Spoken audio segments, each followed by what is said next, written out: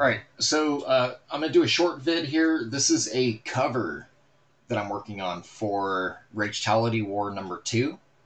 I've already made a little bit of headway on the some of the purple portions of his uniform. I'm going to focus on the hands right now, and just to kind of keep it a short video. And yeah, if it doesn't run too long, then I'll go ahead and kind of show a little bit of my process. If not, it's fine. I do have a regular video on YouTube right now discussing. I think actually it was a live video, so of me coloring the purple. So I don't know. I'm doing so many of these things, I forget. So, anyways, all right, let me go and flip this over. Yep, and I'll get to it. All right, so this right here, this is the cover, the work in progress. And yeah, I'll just jump right in. I already color picked a couple of the lighter areas here. I did a little bit of airbrush work on both hands earlier, which were found inside this purple folder right here. But the hands, the rendering, there's oops, yeah, I feel like they might need a little more noodling than the rest of the body, just because they need to stand out a bit. So yeah, you'll get to see. And again, you know, I work messy. You know, I do work outside the lines and things like that. I don't really try to conform to the actual shapes. I just try to work the shapes within it, and then I'll go in and do some erasing after the fact. So use my trusty, my little 500 here. This is one of my favorite airbrushes to use. I really like this brush a lot.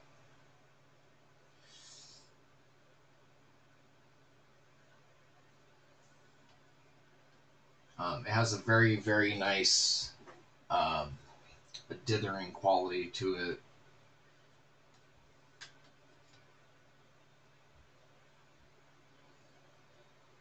This one I might not have to do any erasing from the outside because most of this stuff is contained within the already rendered areas. I'm just adding sort of some of the hot spots, some of the highlight areas.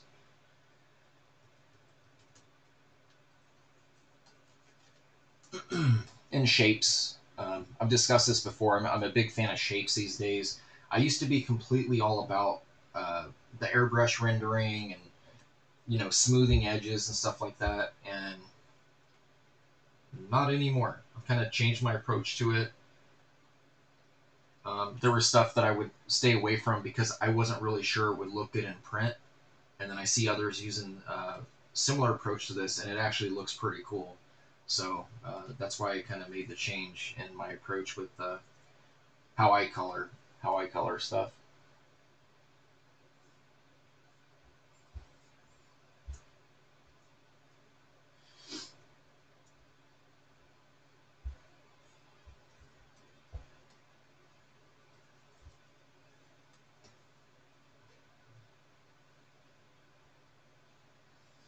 You can see here I'm kind of accentuating the knuckles a bit, a little bit of the palm that's showing.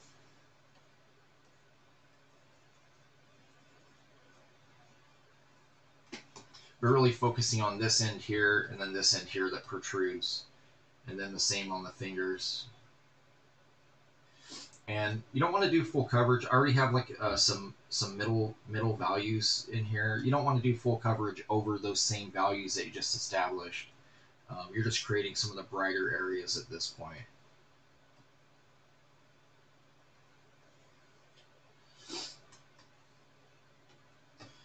Yeah, so that already looks better. Let's see here. I'm going to color pick this color right here.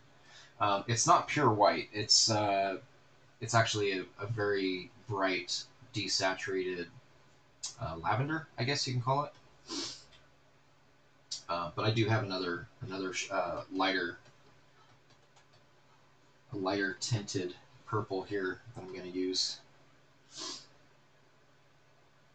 first.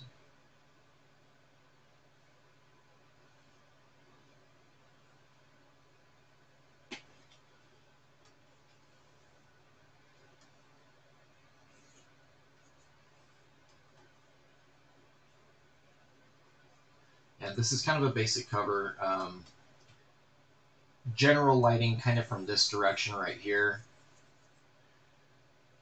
But I am playing with it a bit. I'm not completely married to that idea with this.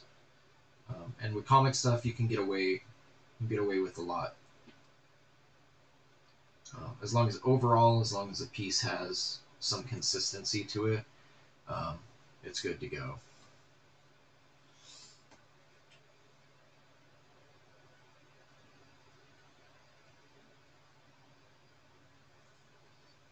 I know a lot of colorists really like using cut grabs and stuff. I do not. I prefer the control of the airbrush within selections.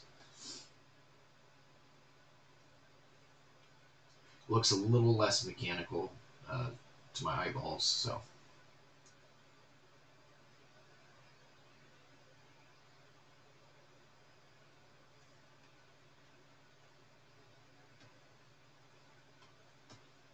Now I'm going to bring this in here, this direction, and cut right back into this shape right here.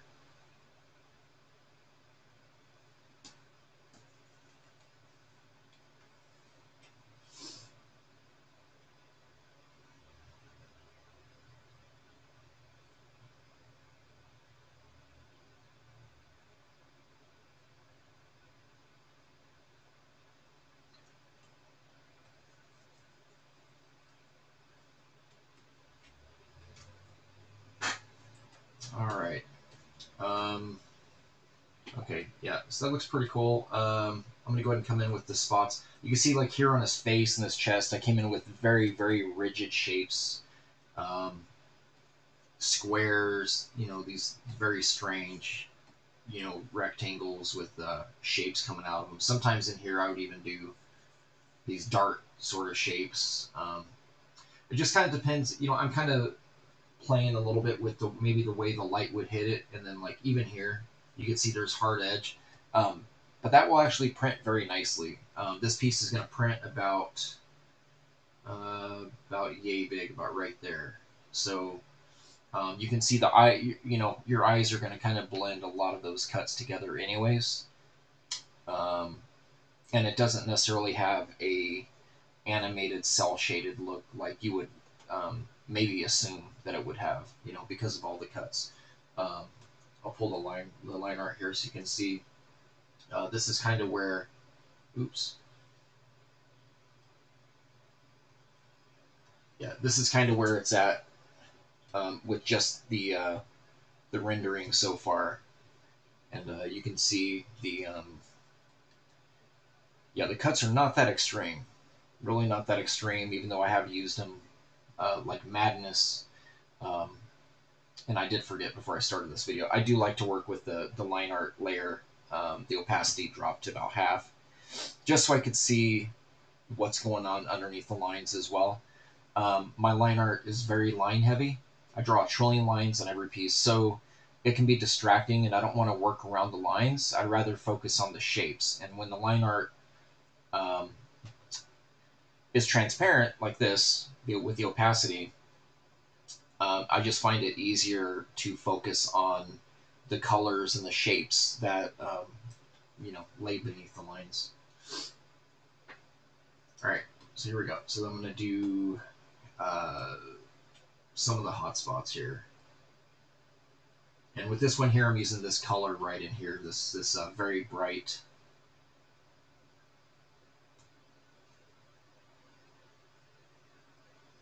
lavenderish color.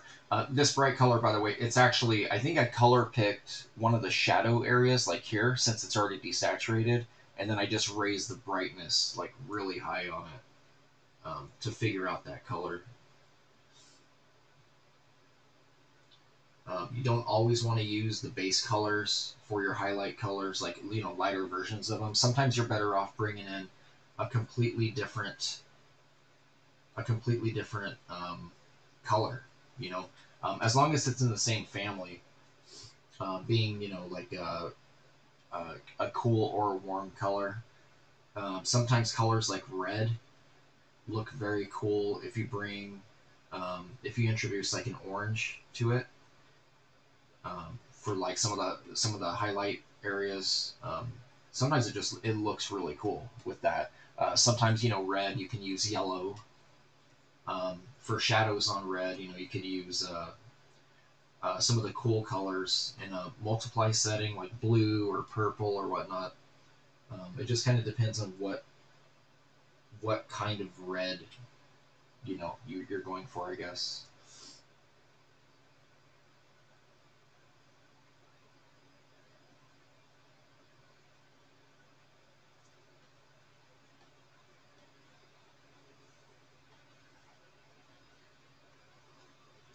Yeah, and again, I really like accenting these knuckles. I like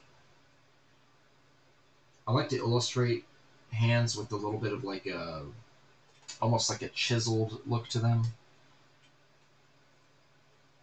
So one of the only things that back in the day I used to really enjoy Eric Larson's run on Spider-Man, and that was one thing I noticed. He would always draw these very distinct hands and especially fists and things like that. And I think I've incorporated a lot of that kind of a look into my own stuff. All right, so that's pretty conforming. I mean, it's they do stand out, which is nice. I just wanted to make sure that um, they matched a little bit more of somewhere like an area like this or this versus an area down in here. Just because that this here is supposed to, you know, recede and this is supposed to come towards the viewer. And yeah, I just wanted to make sure that they stood out the same way that this area here stands out. So I think I did an okay job with that. Let's see here. Only at... Oh, we're not even at 13 minutes. All right. I'll go ahead and tackle... Let's see. I'll do his wrists. Go ahead and do his wristbands. Kind of a gray blue. I do like introducing like a standard blue color in it. So yeah, let's go ahead and do that. And then I'm going to add these to my purple folder right here. And so you can see that's the purple folder there. Go ahead and make a new layer. It's going to call it cuffs.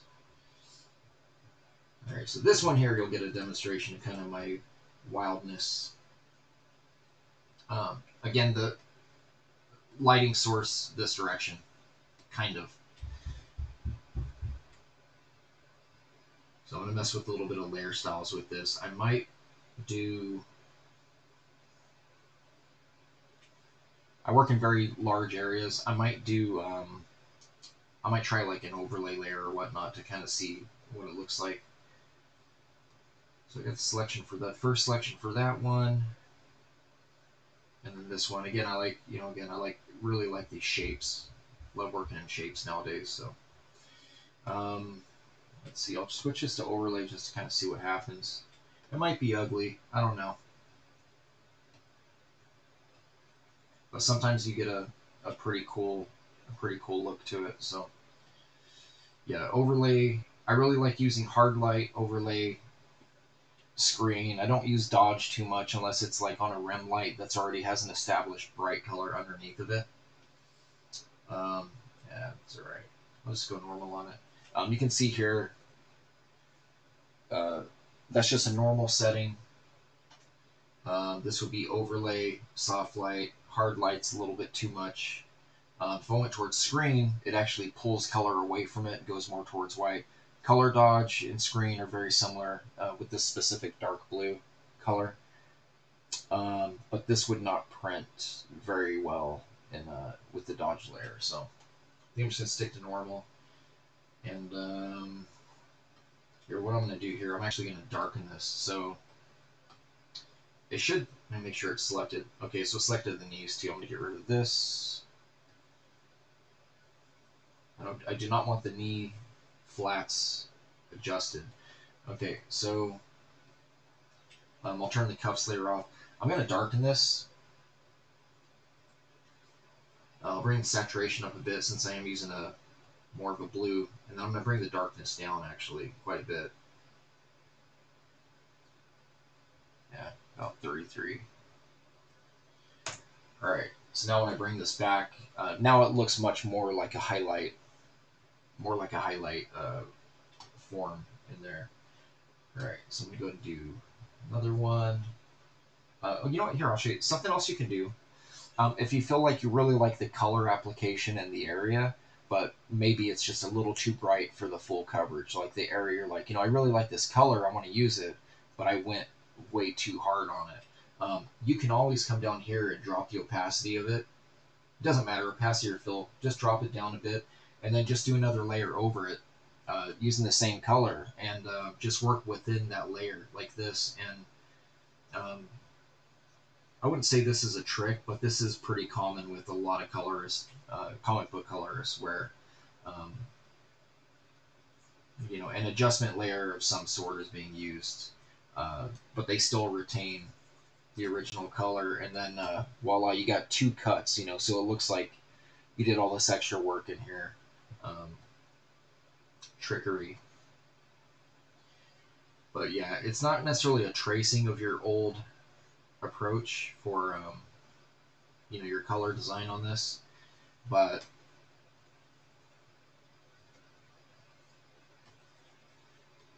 yeah, you can get some pretty cool effects with that.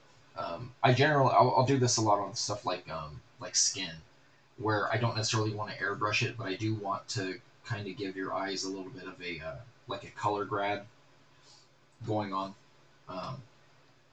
I will do this. I'll find a very, very nice mid-tone color, and then I'll just drop it and just work it maybe 2 or 3 times, different layers.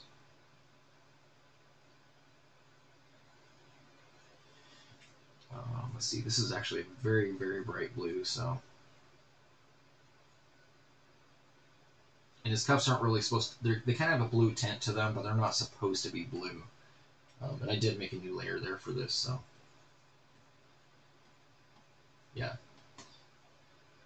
And you see too, I'm not going a color fill method here. I want to see what happens here. I think I'm going to leave it as a screen. Might be safe as a CMYK. Let's see. Yeah, so this right here, this is the RGB. I do work in RGB with CMYK preview on. However, it doesn't always show you the right preview because of the way screen and dodge apply 2 layers. So I click this right here, and then you can see that blue, the way that it changed. I'm okay with that color right there, that muted blue. It's still a brighter tint version of the color underneath. So yeah, I'm okay with that. And then I'm probably going to come in with an actual super, super light bluish color on top of this layer that I'm doing right here with this rendering. Metal is one of my favorite things to color.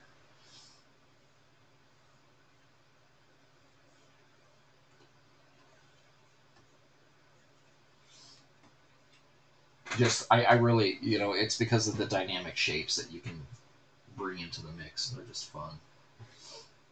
Alright, so I'm going to actually find a color here, more on the bright scale. That's actually a CMYK safe color there. I'm going to do new layer. This is going to be just a standard layer of this color. And yeah, let's see what happens here.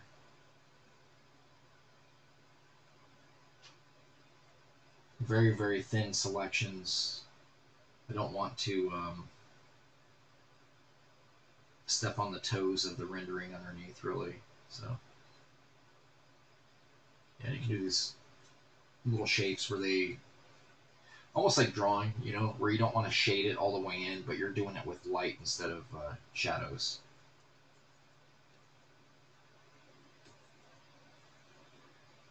Yeah, so just a little bit hint of it, and then you can see right there. There's that white layer I just did. When I call it white, it's not. It's a lighter blue, but it gives it just that little bit of pop within it. So, and if I feel that this is too blue, you can always come in with the layer above it, set to color or hue. Doesn't really matter. And you could just paint bucket in or airbrush in the color black, and then what it will do is it will actually turn it more of the grayscale, and you can control the opacity of that as well, and change it up that way. Photoshop, there's a million ways to do one single thing. Like you know, you learn one way, you kind of stick to it, but everybody has their own ways of doing different things. Here, I'll show you here. Let's see. I'm going to go ahead and select the cuffs again. Select inverse. And I'm just going to get rid of this detail here. Get rid of that, get rid of that, get rid of that, and get rid of that. Okay, so now that all the detail I did is nice and neat within that area there. Here's the final one here. I'm going to do new layer. Let's see here. I'm going to go ahead and call it, I'm just going to call it Hue. Huey Lewis. Select the inverse again. Go back and forth. Here, I'll just go ahead and select. I'll just select any gray. It doesn't really matter. And then you can actually just paint bucket that in there, and switch this color. You could say hue, and see how it completely removed the color. And right here, you can use fill or opacity. It doesn't really matter. You can drop it down a bit until you get your desired. Like there's a little bit of blue pop in there. The original is this, so it had a lot of actual like true blue in there, and I do want to bring it down just a tad. So yeah, I'll do 22 on this. There we go. Okay, so that's desaturated a bit, and it's going to help me out because I'm actually going to color pick these colors here that I used here for his knee pads, which are basically the same kind of material as this. They're just heavily crosshatched because of the shadow that his legs fall into. So same thing with his shoulder blades here, or shoulder pads, I should say. So yeah, that's that for that. I'll go and keep making these tiny color videos for anyone interested in checking them out.